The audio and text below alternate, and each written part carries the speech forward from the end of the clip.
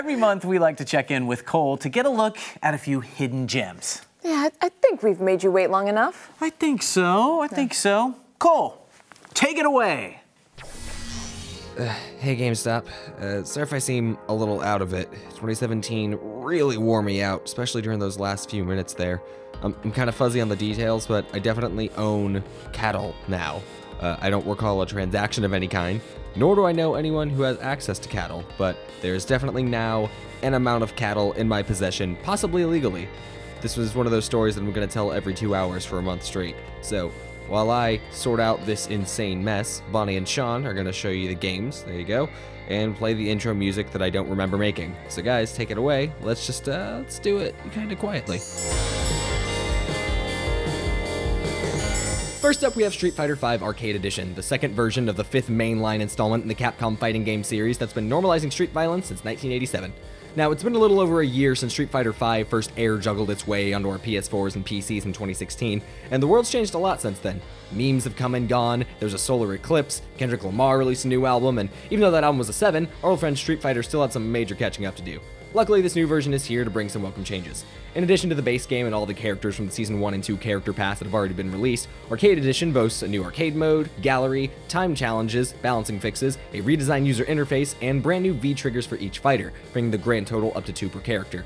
Pre-order this one now before you Michael Cera your way into a Chun-Li cosplay contest later this month. Next up, it's time once again to cartoonishly say hi to my close personal friend and soon-to-be adoptive father, Kirby, as it embarks on its next charming adventure, killing its double.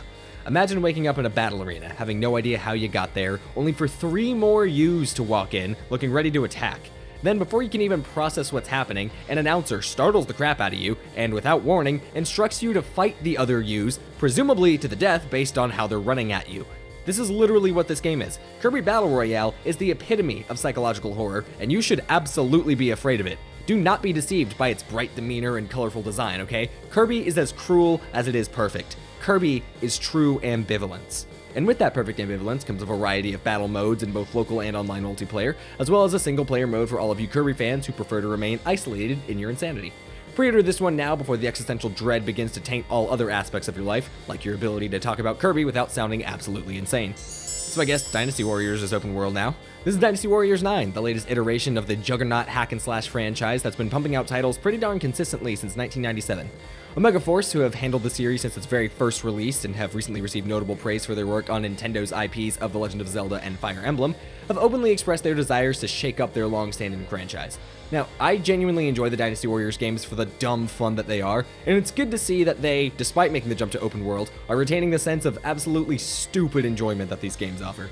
For those unfamiliar, the Dynasty Warriors games are super simple. You hack through a bunch of guys while some crazy guitar music shreds in the background, and that's it. Like, yeah, there's other stuff going on, but all of it's really just a means of conveyance for you to be able to slash through a bunch of dudes really quickly, and everyone already knows that going in. It doesn't need to be anything more than that, and even in an open world, it hasn't lost touch with why we keep coming back for more Dynasty Warriors. Like, see, look, you're walking through some trees, you find a field of flowers, and oh no, a bunch of guys, what are you gonna do? Then you're like jumping through these fragmented log cabins or whatever, it literally doesn't matter, and then bam, oh wow, a bunch of guys. Better kill all of them indiscriminately. I'm greatly looking forward to this game because it really knows exactly what it is, and it'll be coming at you in waves this February, so lace up your Chinese battle gear and get ready to hear the longest guitar solo of your life. If Monster Energy were to make a video game, one could reasonably expect that they would make something completely crazy, right? Like when I think of a Monster Energy video game, I imagine a game that sits somewhere between Just Cause 3 and Brutal Legend, something truly insane. As it turns out, the actual answer is a lot more on brand and clearly a better financial investment than whatever ungodly concoction I was just imagining. Supercross, the official video game of the 2017 Monster Energy AMA Supercross, is a project with more adrenaline packed into it than a can of Monster, and more brand recognition than you could shake a co-sponsored stick at, or a can of Monster. Boasting over 60 riders in a variety of stadiums and tracks immaculately recreated in Unreal Engine 4, Supercross is doing everything in its power to convince you that you're not just some dork sitting on your couch doing bad Christopher Walken impressions to your dog, but you're some cool dork racing a motorcycle.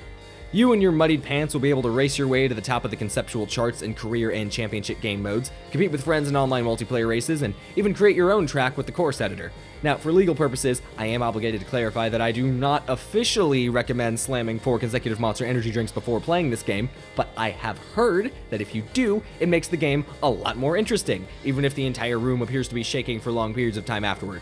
Pre-order this one now. Even if you've lost all vision in your left eye, it'll do that sometimes. It's fine. You probably don't need to go to the doctor. Finally, we have Gravel, the latest off-road racing game from Milestone SRL that, due to a licensing dispute, does not feature the likeness of the pile of gravel that screams. Even despite it not being legally allowed to showcase what could easily be the most iconic video game mascot in human history, Gravel looks to be less focused on obscure comedy and more focused on bringing about the best possible racer of its niche, and that's probably a better idea overall if I had to take a guess. Compete in over 50 cars across 4 in-game disciplines, as they call it, including cross-country, wild rush, speed, cross, and stadium. In addition, you'll be able to play through 6 episodes of their in-game TV channel, aptly named Gravel TV. Now, the type of programming found on Gravel TV doesn't appear to be explicitly stated anywhere online, so if I had to take a guess based on what I know about TV channels, it probably has 1 original programming block for every 5 reruns of Everybody Loves Raymond, followed by 16 uninterrupted hours of Cops and Cheaters.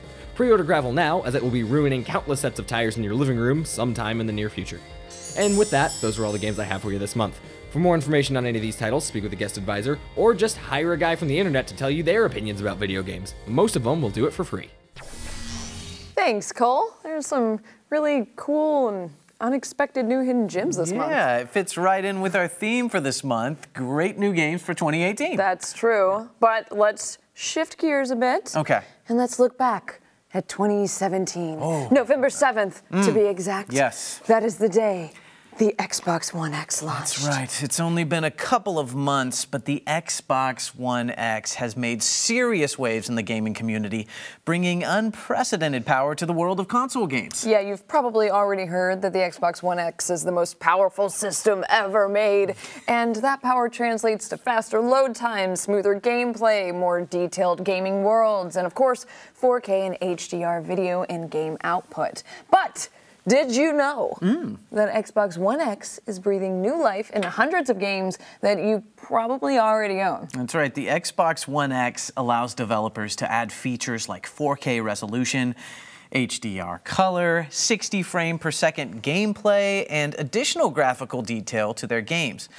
All you need to do is load your game on your Xbox One X and download the free enhanced updates. It's true. We're talking about games like Halo Wars 2, Halo 5 Guardians, The Elder Scrolls Online, Hitman, Titanfall 2, Mafia 3, Ghost Recon Wildlands, let's see, Madden NFL 18.